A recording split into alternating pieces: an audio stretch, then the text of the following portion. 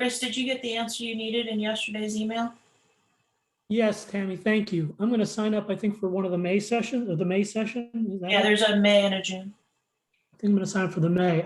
So at that time, my other question would be, will then I be sent the materials I need to study for that session ahead of time? Yeah, as soon as you register, they will get you the prep material. Register with Wendy, and then she'll communicate with the TTI team, and they'll get you what you need. Perfect. Thank you.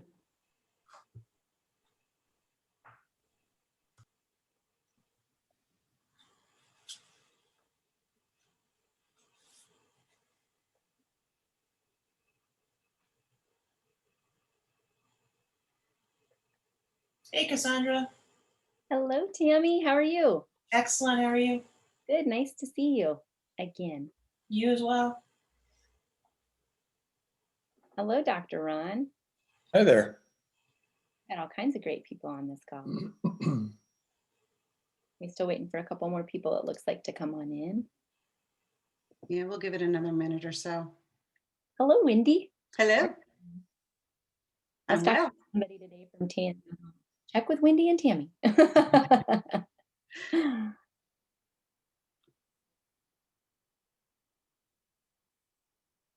Hello, Rick. Thank you, Sandra.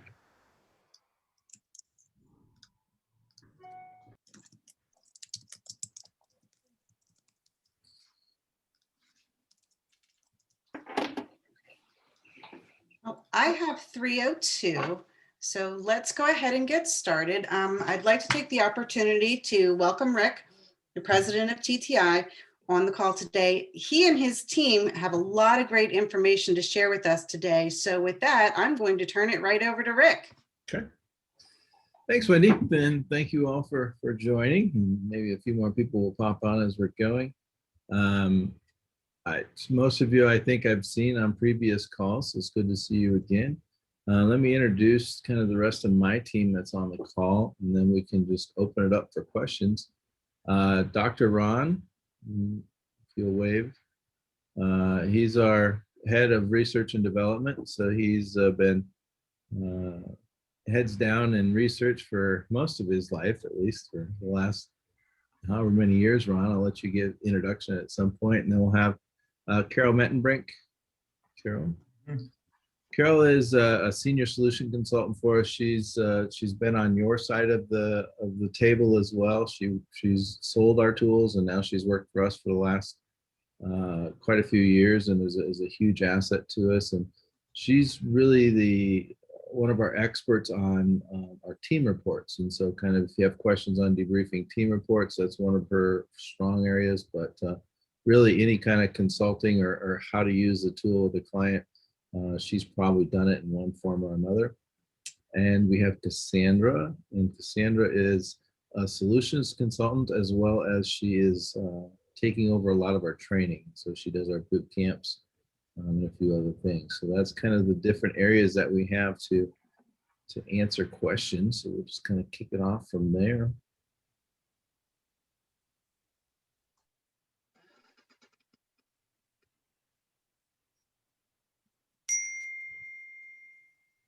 You're maybe going to have to ask the first question, Tammy.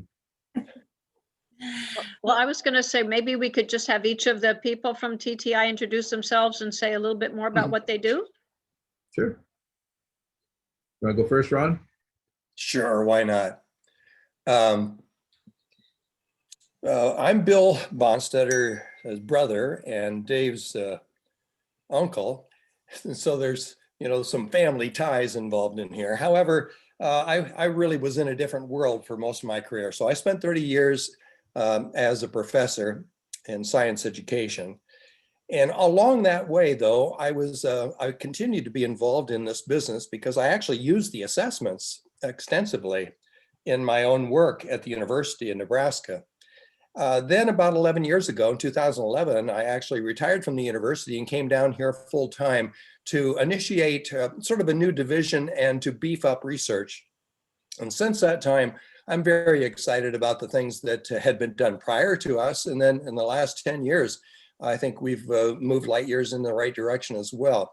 So at some point, and I tried to find a message, but I had a lengthy conversation with somebody from your organization about 3-4 weeks ago. And it was an awesome, like 2-hour Zoom where we went through all kinds of research papers and things, and they had awesome questions. But at any rate, we do have a research portal that provides peer-reviewed papers, white papers, technical reports, and sort of it's one-stop shopping that's actually so overwhelming that you almost need to have some hand-holding to go through the process. So I'm more than willing to help fill in holes because I think the stuff is there, but it may be buried in ways that only some academic with a worldview that's sort of warped knows where it is. So let me help in any way I can. Carol?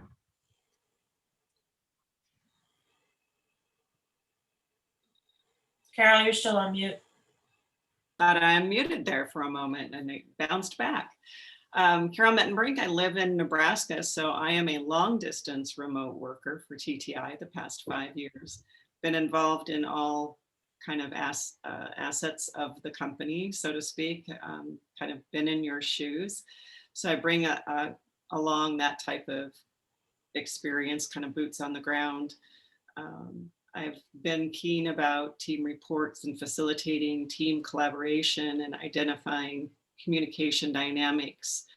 I also get into the data. I do a lot of data mining with our information. I love working alongside with Dr. Ron and doing much of the analysis in that regards to, you know, I always say our assessments are mildly entertaining, but so what? Where else can you go with it? So I build a lot of ancillary type tools along with the reports to bring out even more value within organizations from a more analytical perspective.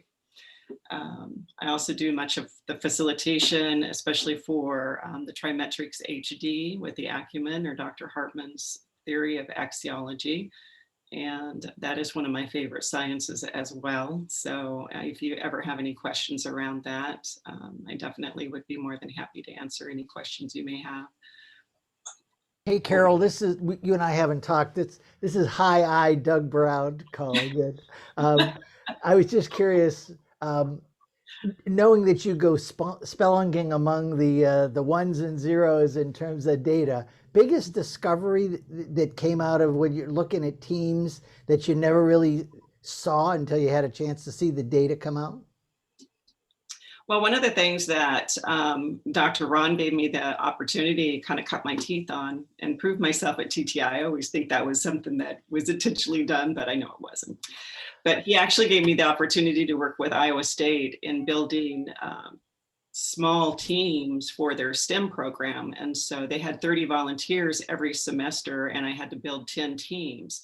So there were 3 people per team. And really what came out of that, my secret sauce is really once you start looking at their driving forces or their motivators, that creates a strong bond right out the gate.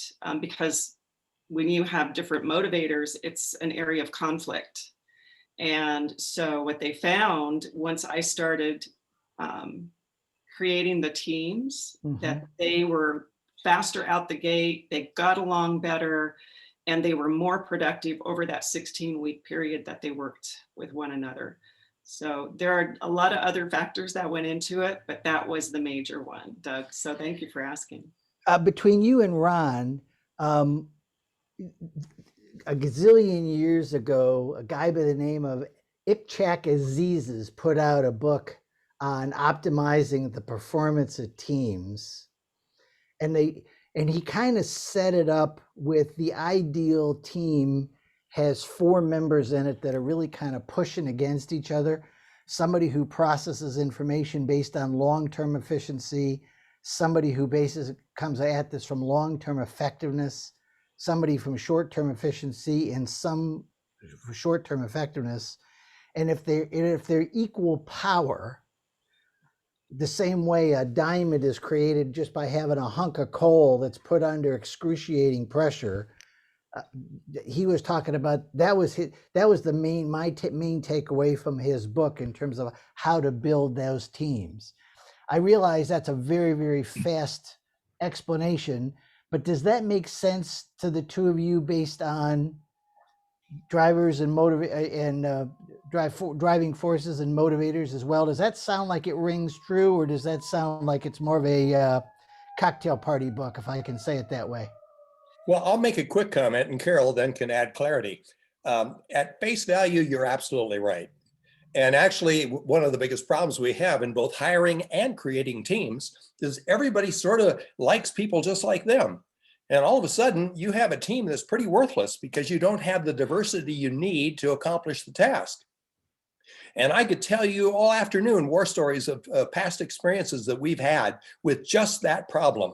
Whether it's an education, business, angel funding, startups, soccer. Yesterday, we had an awesome conversation around even a soccer team, a basketball team. It goes on and on.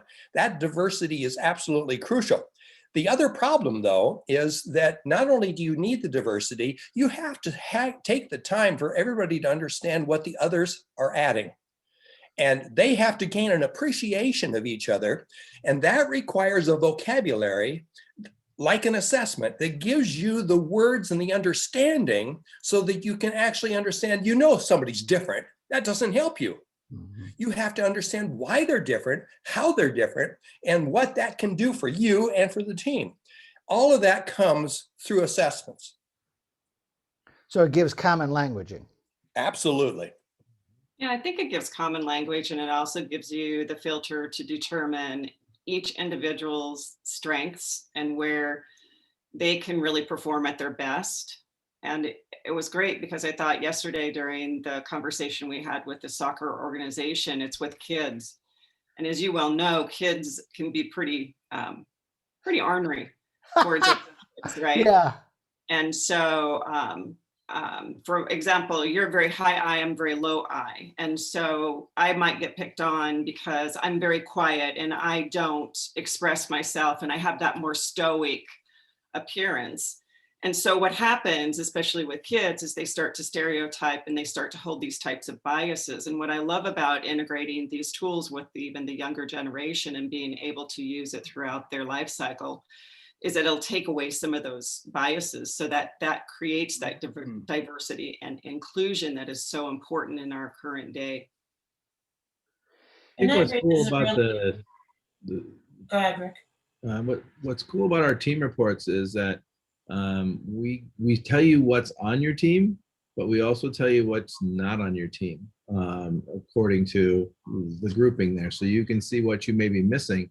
And sometimes what you're missing is more of the issue than what you have. And so that's just one more aspect that our team reports go into. Yeah, and that's why I say you can use it for analytics, because you can see immediately what you don't have. And people, the light bulb goes on with the managing or decision maker, and they go, oh, no wonder our team struggles, because we don't have somebody over, in the coordinator area that can just see things from start to finish. So it helps them in really strategically thinking how to build out their organization so that they can have a higher performing. For the most part, when you've got the upper echelon, say the C-suite and these corporations, you're going to kind of see them pooled towards one side of the wheel and not have that diversity. But what you want to make sure is that that layer underneath of that C-suite is that they have the supporting characters, so to speak, so that they can make sure that their company or organization is running fluidly. One quick example of that, I was working with a small CPA firm, four partners, and I'd had them take an assessment, and sure enough, they were high empathy, they were high systems, and they were low practical thinking. So that they would have these partners meetings every month. It would be a love fest. They would generate all kinds of things that they could do. And guess what? Nothing got done in between the 30 days because there was no high practical that was going to get the stuff across the goal line. So as soon as they went out and hired a COO, so to speak, for to actually drive it, totally changed the nature of their business. So yeah, what's missing could be just as important as what's there. Thank you. What was interesting in yesterday's meeting too with the soccer the gentleman that's been utilizing it with his soccer team for quite some time, he said he starts to strategically coach. Let's say you're down to the last few minutes and the game is really close. And he said what he did is he pulls all of his strong Ds and he puts out his high Cs. And I went, yes, because I'm a high C. And so, because he said the reason why is because I know they will follow my instruction to the T. So that's the strategic way that you start to look at these. Like I said, they're mildly entertaining. Otherwise, it's great to be able to read about yourself, but so what? Where could we take this and really drive this into an organization so that it's sustainable, that it builds on itself, that you start hiring to it, you start strategically planning, the business model around what talent you have and what talent you need. Wow, thank you. A tactical question, and we talked about this in the customized training last week. What's TTI's thought process on how young or the age of which how young you can use this assessment or the 3 sciences? Well, the first thing that comes to mind is that we actually have run age determination on the vocabulary in our assessments. And that gives you then a range into about 9th grade high school age. I can tell you, though, that it is used effectively in the middle levels with school children. And what they do is they simply add a factor in there where the teacher will define a word and help people with vocabulary if they have a problem. So I've seen it used effectively down to the 6th grade. I've used it down to the 6th grade. Unknown caller. What about, Ron, what about the issue when it comes to the externals for your axiology component with their job and the impact that their job has on the world when they're at 15 years old and they scoop ice cream, or they're at 16 years old and they don't have a job? How does that impact? Because that's one of my major thoughts is when I look at trying to see how young a student could be or child could be to take it. Well, the context is something that we could spend a great deal of time about. And it's a conversation that needs to occur, because every one of us needs to process these questions through a context. Is this my lived life? Am I at a work environment? Where is my mind when I'm working on this? And actually, that is something that we stress, that we set the stage for the assessment with giving people a firm understanding of the expectation and the context, the mental context that they need to be in when answering these questions. So if I can use my daughter as an example, I'll use one of them as an easy example that actually a bunch of you guys know. So I have an 18-year-old daughter whose current job is to work at a slightly above fast food restaurant, serving fried chicken and crap like that.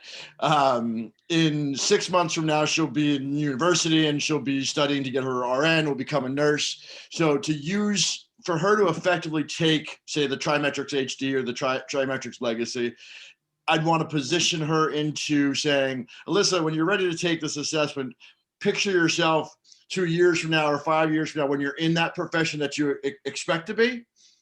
Well, I don't know if that's the right context, but certainly that's exactly what you need to do, is establish the context in which this is to be answered. And you've got to lay out to people, especially when they're looking at either hiring or professional development, they need to understand that they have got to be truthful. This information is self-reporting. And if you're not truthful, the report is worthless.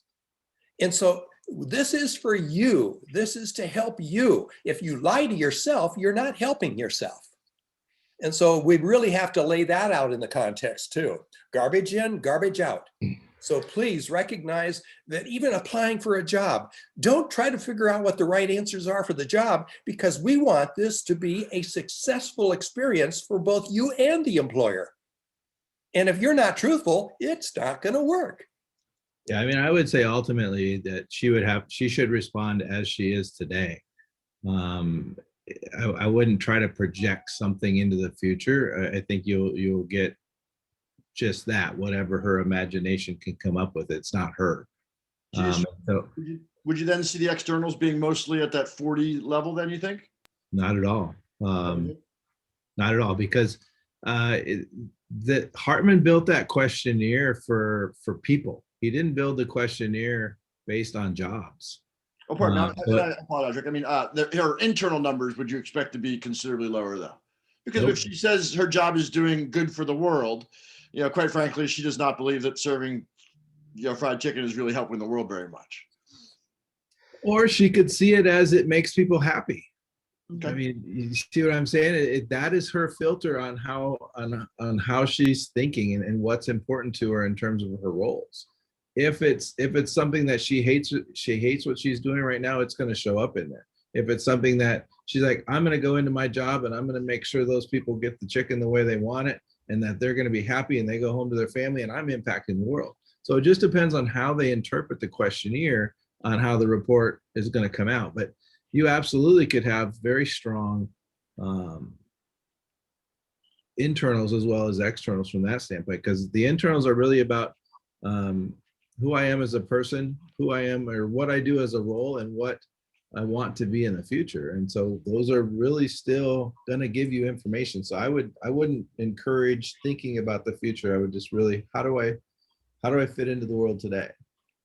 Gerard, for what it's worth, I had Ryan take it when he was in Philly U, and yeah, both externals and internals came out really, really strong. And I got to admit, because he and I weren't necessarily talking about it, I said, "Hey, Ryan, go ahead and take this, and we'll talk about it later." I didn't do half the job in terms of setting up the context that you and Rick just talked about, and the numbers came through pretty solid, and they made a lot of sense to me. So I wouldn't hesitate in terms of giving it a shot. Just let her kind of wrap her own mind around what the current context is. I think that's where Rick's going, and I tend to agree with him based on a sample size of one. I'm not too concerned about my daughter, quite frankly, but it's more of a from the affiliates' requests or questions of us for the last 15 years that we've been working with other organization. It was said, don't do it with anybody less than 17, 18 years old at the most. And so what I'm saying, the main reason, and I use Alyssa just because she's an easy example, the question becomes, okay, are we really saying that we've got a larger market than we've identified as a network for the last 20 years? And you guys are saying yes, and I'll take your word for it for sure. But There's just a quick comment that I want to add to this. Please don't think of the reports being the end all. They are the opening of the door. In other words, I really don't care what that context is as long as you know the context that you gave it in, and then you're going to have a meaningful conversation about the outcome. This is an opportunity to engage in a conversation and to lead people and to open new doors that otherwise you could never really go to. I would add to that, and I know I've worked with a lot of VAAs that, are giving the Tri-HD or the Tri-Legacy.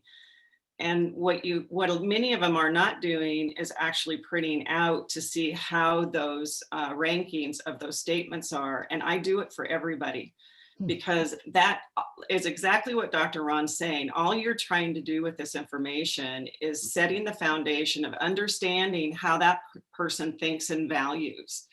And when you see how they've ranked those statements, it gives you so much insight. Even if they put torturing a person to death at the very top of the list, which I've had happen, but it gives you an entry question. Where was their thinking? Why do they value that so much? And one of my situations was the gentleman had gone through 4 tours of Vietnam.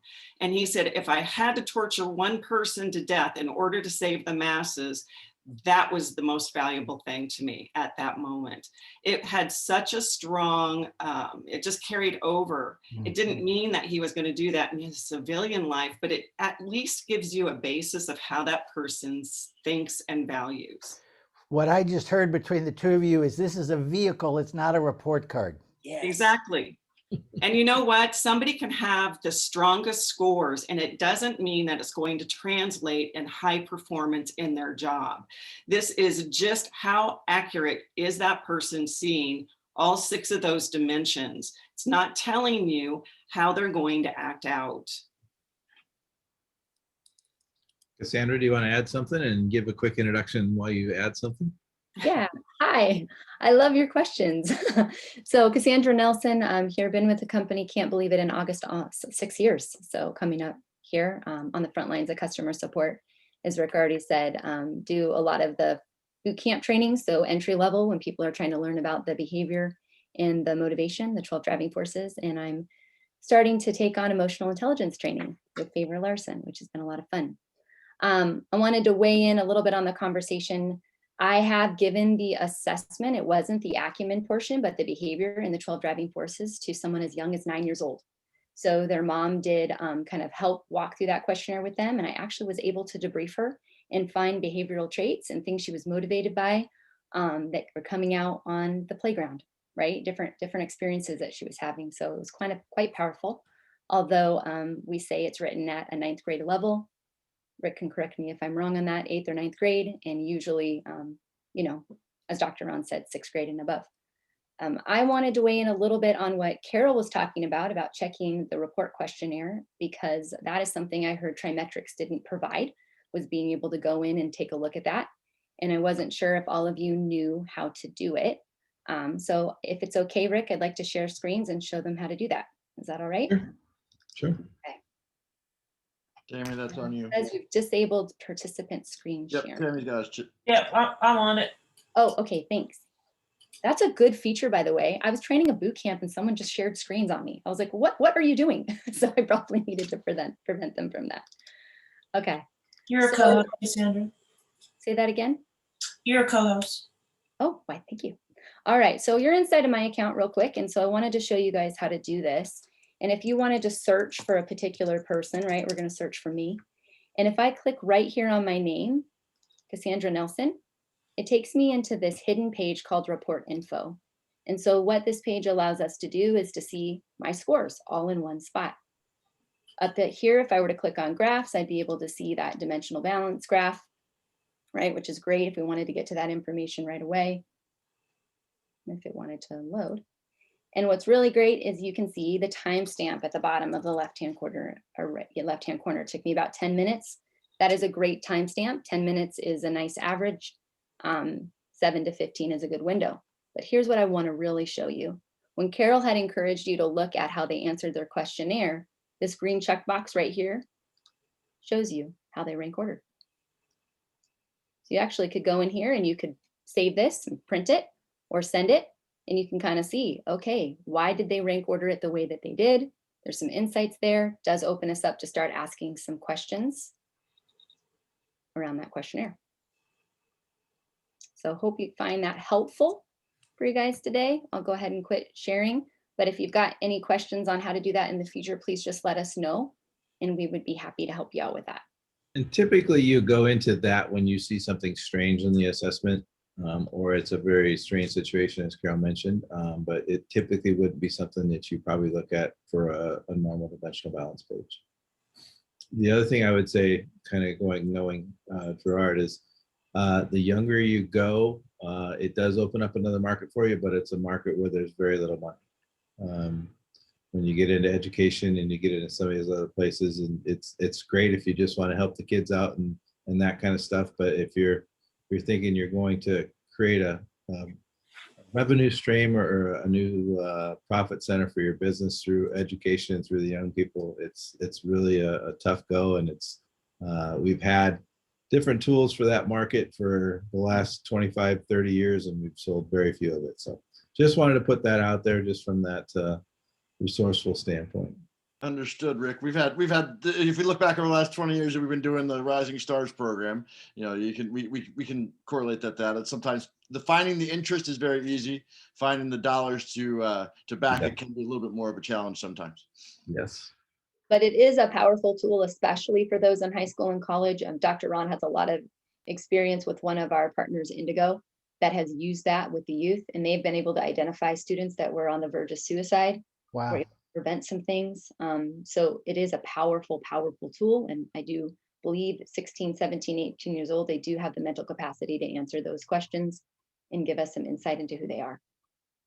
I think the one piece of the try, if it includes the competencies, the 25, because they haven't had a lot of job experience and the younger, I would not administer it to that group until you know that they've had significant job experience so that they can find a more accurate measurement within that skill set. But I wouldn't steer away from, I think it's always, useful to even use these tools with families. I've used it a lot with families, and there's always this aha around the kitchen table, so to speak, with the parents going, oh, I didn't know you felt that way. Or so it really opens up the lines of communication, even from a family perspective, if any of you are doing any type of family consultations. Doug, you had a comment? I do. I don't know what we can talk about this now. We can talk about this later. But I was just looking at the reliability score as Cassandra was screen sharing, and I'm going to be going through the second half of the training next on the 22nd. But in any of my prep for that, I don't remember seeing a whole lot of discussion in terms of what drives. How does the reliability score for internal and external actually get created? I know that when I've had times in the past where people are really down in the 3, 4, 4.5 range, the reliability tends to really kind of fall off down into the anywhere from the 0.15 to 0.445 kind of a thing. So I'm assuming that there's some kind of a direct correlation, but don't know a whole lot about the reliability pieces of it. So the reliability score, I'll just give you from a technical standpoint, and I know it's going to be tough to see on this screen, but if you're familiar with the axiogram, which is the Hartman's original work, the reliability score comes from column 25. It's the row score. So there is an actual Hartman calculation for that, and that's pulled directly from the way you respond to the 2 sets of 18. We typically train that 0.7 is kind of your general rule. Anything above a 0.7, you can push back on the assessment pretty good that this is really accurate. You get down into the 0.6 and below, then you have to start saying, okay, this probably could be you. And our software actually has a check built in. So if someone responds and those reliability scores are lower than 0.7, it will say, are you sure this is how you want to respond? Do you want to check your answers before hitting save? And so they get that opportunity to go back and check it. So it does keep those scores a little bit higher, but that 0.7 is just the rule of thumb for those scores. But yeah, definitely when you start to see the scores in the 4s or the 40s and 50s on there, you're going to probably have lower reliability. I guess what's always been a mystery for me, Rick, is it a pure one-to-one connection between bias and reliability? Can you have a high reliability and off the chart bias? Well, I guess I don't know how far you are in through our training compared to what was the original Intermetrics training, but when you look at bias, it's really that emotional distortion, and the more emotional distortion you have, the lower your clarity score is going to be. So It really is, it depends, and that emotional distortion or the bias or the noise or the blind spot, however you want to call it, is really coming from how far you have those questions out of the perfect order and what type of movements are you making. And those are the calculations that go into that row score. So it's more about the lower that is, you're probably going to have a bigger blind spot or more emotional distortion. Yeah, that was my conclusion as well. I wanted to make sure that there wasn't a major piece of that I was not taking into consideration. That's really it. And like I said, that's typically one of the first places you look to see what the reliability is. You see what the timestamp is, and then you kind of jump into the other piece of the dimensional balance page. Thanks. Mm-hmm.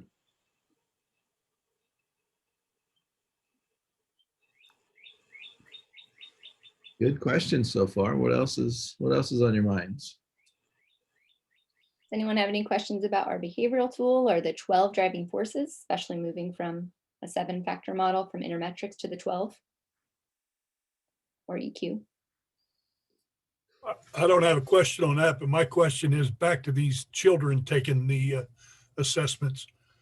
Is there enough data to say if you've got a 12-year-old, whatever they score, that by the time they're 18, it's going to be different? And the thought in my mind is coming from the adage of the old cliche that when you're a young person, you're liberal. And when you grow up and you're old, you're conservative because you figured out that along the way, they've been chipping your money away from you. Oh, I don't know that I would say Ron is conservative at all. But I'm still young. Ron never grew up. No, actually, to answer your question, I would say that the youth use of our assessments is the anomaly, and it is not something that we have a great deal of data on. It's not something we support. It's not part of our financial market, and so I have a personal interest in education because of spending 40 years in the field. And I'm hoping that we can answer some of those questions as we move forward and we get more data.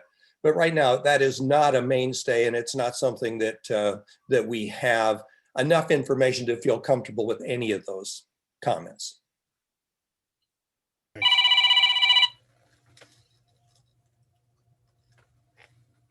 What other questions or thoughts? Ron, didn't you do some work with engineers at the university? Have a group take it at one time and then another? You remember that from years ago? Oh yeah, the first, what was interesting is that I had no idea how to really work with you guys over here in this other world. And so I never did publish. The 2008 study was done on 550 engineering students that were freshmen.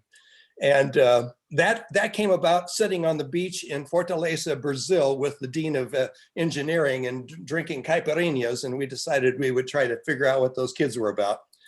To make a long story short, I did an analysis of 550 of his incoming freshmen, and primarily on DISC and motivators. I identified 76 students that I thought would be gone at the end of the semester. I was right 84% of the time. And what the criterion was that, and I actually did it based on grade point too. The lowest grade point were your high I's, followed by your D's, followed by your S's, followed by your C's. The more you looked like the professors, the better your grade point. And I'm not convinced that ought to be a criterion for success. Nancy? This question is for Carol. I wanted to get a clarification on the example you were talking about earlier, where you had to form 100 teams of 3 to kind of help them hit the ground more efficiently. Did you give them the assessment and then create the teams based on who you thought would get along together? Or did you give them the assessment and explain to them what could be issues? So basically, they all took the Trimetrics HD, and I compiled all of the data. And Ron can attest to this.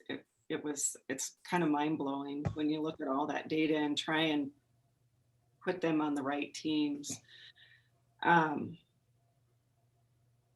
think I lost the track of thought of where you were going with that, Nancy. How did you form the team? Did you just pick 3 people and explain to them what could be strengths or issues, or did you actually form the teams based on the results of their assessments? I formed the teams initially, and then we held a session to explain the dynamics around those attributes. And she did an extensive amount of work in actually formulating, and I'm not too sure. We've tried to replicate the Carol, in an algorithm, and Carol is difficult to replicate in an algorithm. But the bottom line is she took into a consideration the behaviors, the motivators, all of these components are in her mind as she formed those teams. I wish I still could get the principal investigator on that NSF grant to come out and publish the fact what she says behind doors. She says we were the reason for the success in the program. The first year they did this based on, well, this guy knows this and this person knows this, and they used knowledge for a basis of decision making, and the teams failed terribly. Carol actually put a great deal of time into it. But to answer your question, my first use was on an NSF grant where we had money to put a high school science teacher into a research lab in the summer. And so my first experience was that I did exactly the other opposite of this. I was stuck with the combination. But we took the time, a full day, to go through those reports for each of them, and we taught them how to dance. And I also ran an experiment where we didn't do that. And the people that did not have that dance training between the two of them came back and said, we were on a different wavelength all summer. I didn't understand his expectations. I didn't understand the world of research. And he thought I was a nincompoop. And so it just was chaos. And every time we took the time to explain and take and understand each other's perspectives, it succeeded. It's a combination, is what I'm saying. Thank you. That's very interesting and very helpful. Yeah, but Carol, can you say more about what criteria you use to form the teams? I think that's still kind of vague. Yeah, it's kind of scary. It's in my head. But I really can tell you what the anchor were the motivators or driving forces. That was my starting point. And so I tried to align the teams where they had more common with a little bit of diversity. At least the primary or secondary drivers were very close to one another among the three people. And then I would go to the behaviors. I would look at behaviors. Then I would look at we had their soft skills, and then I had their acumen.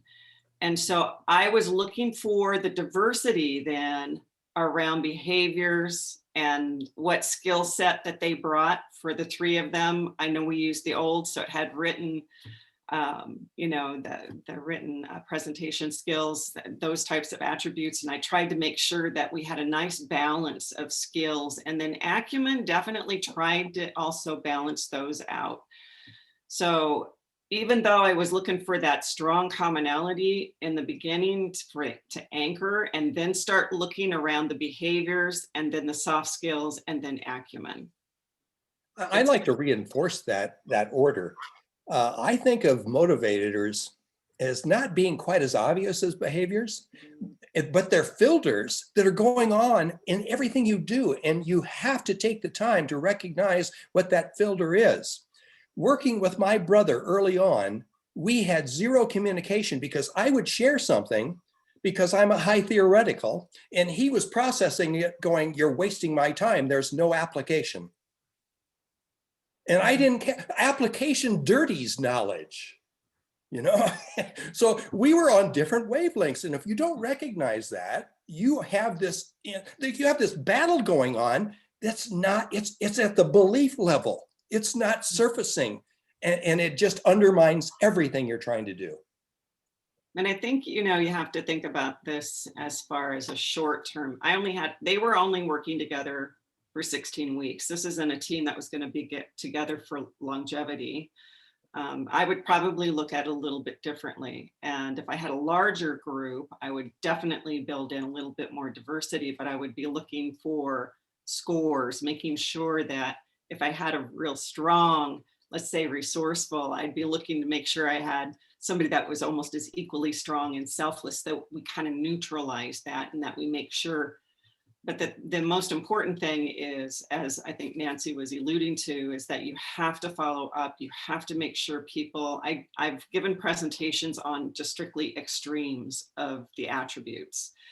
And when you have those extremes, sometimes the low man on the totem pole, let's say everybody, like on TTI leadership I did a few years ago, everybody was very strong, resourceful, and we had one person that was very strong, selfless. And so when they were at the leadership table, it would almost be like the resourcefuls would, stifle that selfless, but that selfless needs a voice. That selfless needs to be heard, because they are the ones that bring that long-term thinking, strategic way of thinking, whereas resourceful, it's that 90-day window. We've just got to cut to the chase. We've got to see results. So when you look at building teams, you got to understand what is the objective, what's the what's the end game that you're looking for, and be able to then start to build it around those types of premises. If that makes any sense.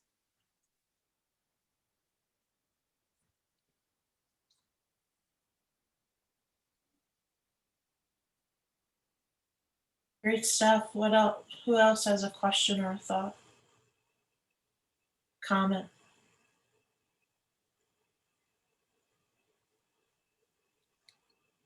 I guess the one thing I would ask is everybody feeling pretty comfortable moving from the assessments that you've used and now establishing yourselves with the trimetrics that you're using today.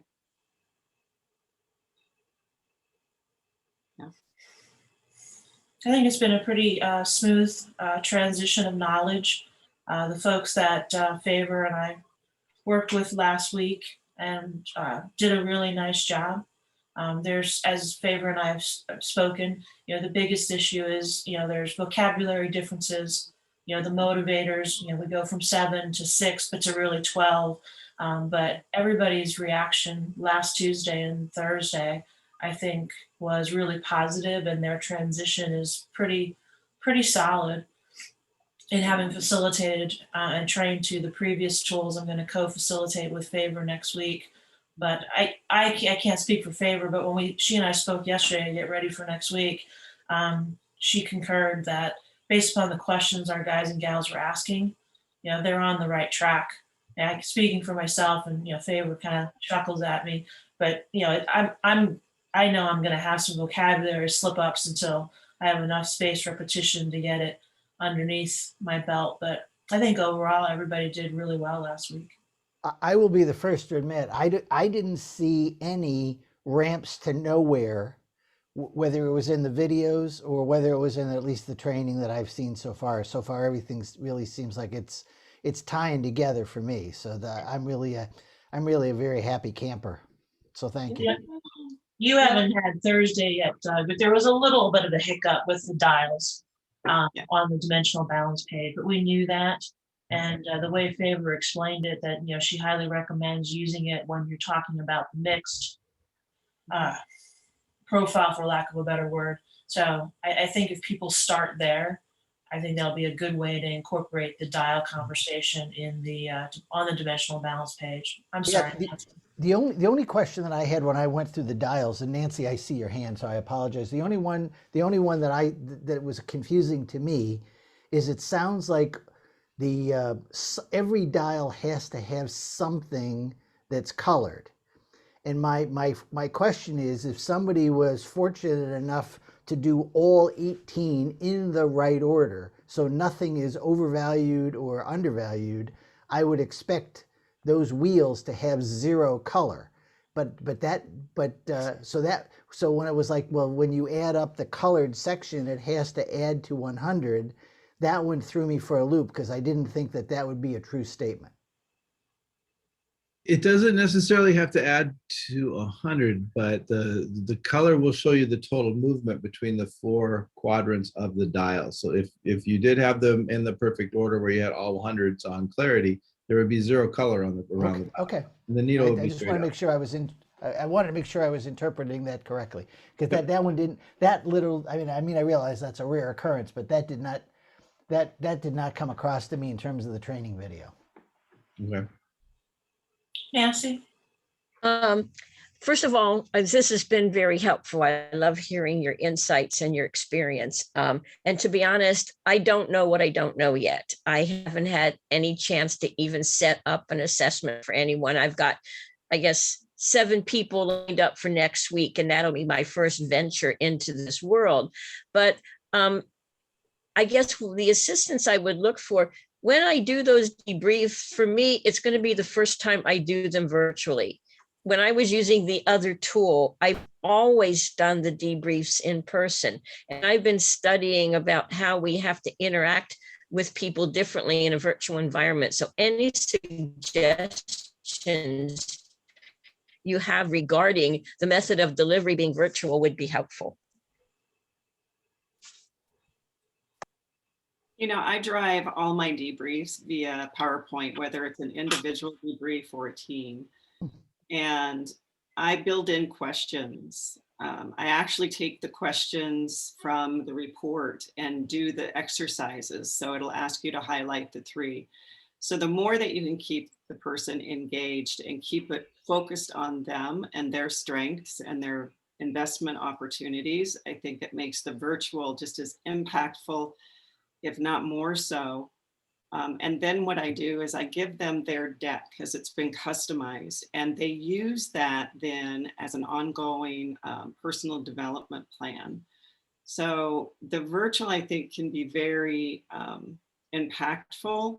It doesn't have to be one-on-one. I think people sometimes, even the different profiles, somebody such as myself, not having a lot of I and a lot of D, I'm not as expressive, but I think being one-on-one in a virtual gives me a safer environment, and I will probably be more interactive. So take advantage of that, know who you're speaking to, and understand how to keep them engaged. The D's, you got to keep on moving. I could do a 1 page of just their graphs and debrief them on that. I've done it actually. Because you're not going to go through a 60+ page report with them. You're going to lose them. So I've learned different ways of being able to debrief just based upon their profile preferences. It sounds like you wrote the book I'm reading. I mean, that's exact. It's actually a book on virtual selling, if you will. And he strongly suggests you have to rethink. And I had already thought about you putting just bullet points on a PowerPoint so that you can engage in a conversation. The worst thing would be to put a lot of stuff up there and expect them to read it. So I appreciate what you're saying, Carol, because that's exactly what I was thinking. And that's exactly what this guy says in his book. So thank you. Yeah, and anytime that they see their name on a slide, I mean, cool. They're right there. They're right into it. That's a cool one. I know people look at me and go, but you put so much time and effort into it. And I said, yeah, but it's the value at the end. It's the more value you get out of it. So it's worth it for me to customize stuff like that. Cool. Thank you so much. So what I just heard is Carol's got a 6-minute version, a 9-minute version, and an 11.5-minute version. High IS is 17 minutes. DC is 7.5 minutes, 7.42 minutes. Thank you, Carol. You're welcome. Yeah, but I would also say that you don't have to go that route either. I mean, Cassandra, you do probably 99% of yours virtually as well, and just basically with the report. So can you speak a couple of points to that as well, Cassandra? Yeah, so yeah, I'm pretty much the go-to. We split up the debriefs with Tan since there were so many of you, but I usually just take the brand new person coming through the door and do it virtual. And there's a lot of advantages to doing a debrief virtual. One is that the report itself is an interactive PDF, and you can switch between pages and kind of move them around. You can also go up and take a look at their timestamps or how they answered their questionnaire. But really, I think it's just all in the discovery and being curious and taking them through each page and asking them, what's the best way for you to communicate, and how does that show up for you, and who needs to know this about you, and really understanding what is the goal of the debrief. I mean, what do they really want to get out of it? What problem are they trying to solve? And so, yes, you've got to be a little more astute in reading body language, but use what you know about behavioral styles. As we know, let the steadiness style take their time. Maybe you decide to break that debrief into 2 sessions for that particular behavioral style, so you can get through that information in a way that feels comfortable for them. Or maybe you customize the report, you turn pages off, or you move them up or down, right? So that way you're only covering the most pertinent information. Leave space for those high compliance styles, to poke holes. So I think that there is a great opportunity for us to just sharpen our skill. And I've done debriefs in person and I've done them online, and they both have their advantages and their weaknesses. One of the things I've said about COVID has allowed us to win in ways we've never won and to have challenges we've never had, right? And so we want to be adaptable and flexible and find out what's best for them. So my biggest takeaway here for you guys would be know the behavioral style that you're communicating with. Some styles will want to do some pre-work. Send them a little quick week worksheet of, go through the general characteristics ahead of time, or go through the checklist for communicating and pick 2 to 3, right? Let them have time to process and do that. The S's and the C's will love you for it. And the D's and the I's, they can do it right on the spot, and they'll just want to fly. The other thing I would like to add, and I've done a fraction of debriefings compared to Carol and Cassandra. And so when I do them, I think it's actually easier virtually, because the more notes you can kind of take and regurgitate the words that they used when they answered some of your earlier questions, and you bring that back up with them along the way. It's like Carol just said, it's like having their name on a PowerPoint slide. When you use their words back to them, it's powerful, and it's hard for them to disagree with a statement when it's something they said prior to that. So have a little whiteboard, have a notepad, have something where you can just jot down things that they're saying along the way. And then that's just stuff that you can use throughout the process.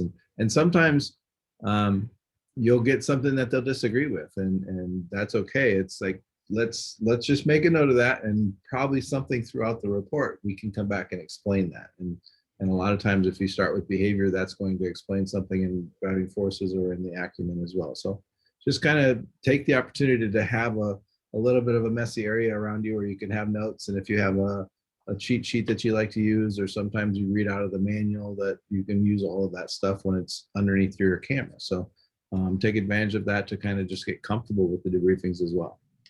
Yeah, I actually have an intro for that, just so you know. When I'm starting out with the debrief, of course, I ask what their goal is and what they want to get out of it, but I let them know exactly what's being measured. We're looking at behavior, we're looking at motivation and acumen, whatever you're measuring. And then I say, this is what we could have measured that we didn't. We could have measured skills or emotional intelligence or whatever. And then I like to state, we will never measure your education, your intelligence, your morals, your learning styles. So please consider this debrief to be more of an outline than an absolute. The report is like a suit that you buy off the rack, and the debrief will be tailor fitting it to you. So if you push back, if you disagree, please know it's probably coming from another component of who you are. And that just creates psychological safety, and people feel really comfortable that we're not trying to box them in or typecast them. And then we're just able to explore. And the whole point of the assessment debrief is not just self-awareness, but it's actionability. So every page, I'm always thinking through, what's the call to action? And how do we maximize and utilize your strength set and minimize your blind spots? So I think you have just as much of an opportunity to have impact, Nancy, on ground as online. And you'll start to see that as you do these debriefs. Yeah, and get comfortable with the tools, the drawing, and like I'll split the screen and I'll put up my PowerPoint on one side and I'll have their report on the other. And then I'll use the draw option and be able to circle things or check mark. And that keeps people very engaged because they know exactly what you're talking about, and pull up the page that you're speaking to that correlates back to that PowerPoint slide, so that it makes that alignment and they can actually better visualize and see and hear what you're saying. Well, I think we've got 2 minutes. Anybody have any other final questions or comments for the TTI team? Sorry about that. I just make a quick comment that I hope you came away with an understanding that we're here to help. And we don't have all the answers, but we really will try to our best to answer your questions. I'm very proud to be in an organization that's very transparent, and we'll tell you what we can do and what we can't do, and we'll try to work together to make it happen. Just to that point, Dr. Ron, I just want to say the transition, just like Tammy said earlier, has been wonderful. Everyone's there, very supportive. The training was phenomenal, mind blowing at one point, but phenomenal. So I just want to thank you all. It's great leadership, and it runs through all the people I've interacted with. So thank you. Yeah, and we've had many more comments beyond Bertha on similar themes. So again, thank you to you all. So I really appreciate Rick and Dr. Ron and Cassandra and Carol for your time. Smaller, more intimate group, but I think it was a really meaningful conversation. I'm sure we'll do more of these as we move the relationship forward. So thank you everybody for your time and contribution. You got it. And Tammy, I just put a document into the chat that everyone can utilize if they want. It's a Talent Insights debriefing outline. It'll give specific pages to cover in a 1-hour debrief and some coaching questions, just in case you don't have that resource yet. Awesome. Thank you. Yeah. But we need to open it before we Donna, can, before you pull shut that us up and just down. Post it right to our Yeah. affiliate website. So don't, whoever just made that comment, oh, I got to pull that down. Don't worry, we'll post it up on the affiliate website in the TTI section. And don't think that you're the only ones that are learning things, because I just saw abbreviation that Carol used to go to my own research portal that I didn't know existed. So I'm pretty excited about what I learned. He probably made it up. It works. I even tested it. I didn't believe it. Trust me, I wouldn't lead you astray. All right. Have a great afternoon, everyone. You Well, have thank that. you all very much. Thank you. There. Welcome.